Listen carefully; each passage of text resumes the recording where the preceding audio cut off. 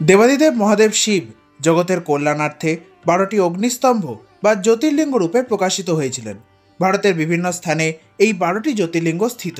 শাস্ত্রে এই 12টি শিবলিঙ্গকে দ্বাদশ জ্যোতির্লিঙ্গ বলা হয়েছে। এই 12টি জ্যোতির্লিঙ্গের মধ্যে পঞ্চম হল ঝাড়খণ্ডের দেওঘরের বৈদ্যনাথ জ্যোতির্লিঙ্গ মন্দির। শিবপুরাণ, ভবিষ্য পুরাণ প্রভৃতি গ্রন্থে এই মন্দিরের উল্লেখ আছে। বৈদ্যনাথ মন্দিরটি পূর্বে চিৎভূমি বৈদ্যনাথ মন্দির নামেও পরিচিত ছিল। শিবপুরাণ মতে লঙ্কেশ্বর দশানন রাবণের তপস্যায় তুষ্ট হয়ে মহাদেব তাকে একটি শিবলিঙ্গ প্রদান করেন এবং সেটি কোথাও না রেখে লঙ্কায় নিয়ে যাওয়ার নির্দেশ দেন।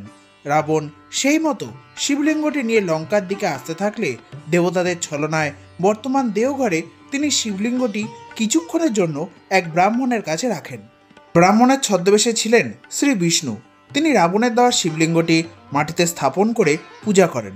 রাবণ ফিরে এসে শিবলিঙ্গটি বহুবার সরিয়ে নেওয়ার ব্যর্থ প্রচেষ্টা করেন ও বিফল হয়ে তিনি প্রচণ্ড ক্রোধে শিবলিঙ্গে আঘাত করেন।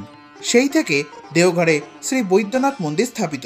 পুরাণ মতে লঙ্কেশ্বর রাবণ যজ্ঞে নিজের 10টি মাথার বলিদান করলে মহাদেব তুষ্ট হয়ে তাকে সুস্থ করেন। তাই মহাদেবকে বৈদ্যনাথ বলা হয়। বৈদ্যনাথ মন্দিরের অবস্থান নিয়ে বিতর্ক বিদ্যমান। ভারতের মহারাষ্ট্রের পার্লি বৈদ্যনাথ এবং হিমাচল প্রদেশের বৈদ্যনাথ মন্দিরও জ্যোতির্লিঙ্গ রূপে পরিগণিত হয়। তবে আদি শঙ্করাচার্য দেওঘরের বৈদ্যনাথ মন্দিরকেই জ্যোতির্লিঙ্গের স্বীকৃতি দিয়েছেন। এই মন্দিরের গর্ভগৃহে বিরাজিত আছে শ্রী বৈদ্যনাথ জ্যোতির্লিঙ্গ।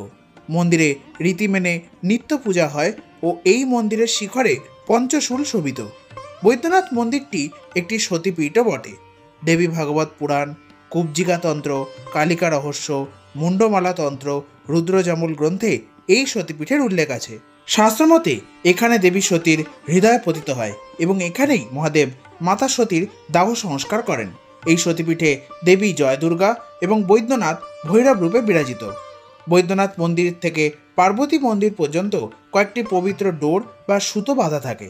কথিত আছে দশানন রাবণ জীবদ্দশায় এই মন্দিরে শিব পূজা করতেন এবং তার মৃত্যুর পর মন্দিরটি অবহেলিত ছিল।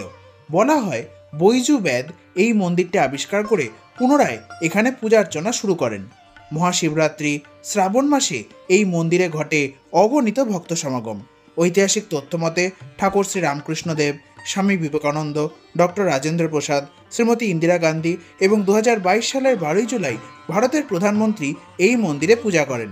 বৈদ্যনাথ শিব ভক্তদের মনোবাসনা পূরণ ও আরোগ্য দান করেন। ভারতের আধ্যাত্মিক সম্পদ শ্রী বৈদ্যনাথ জ্যোতির্লিঙ্গ মন্দির। হর হর মহাদেব।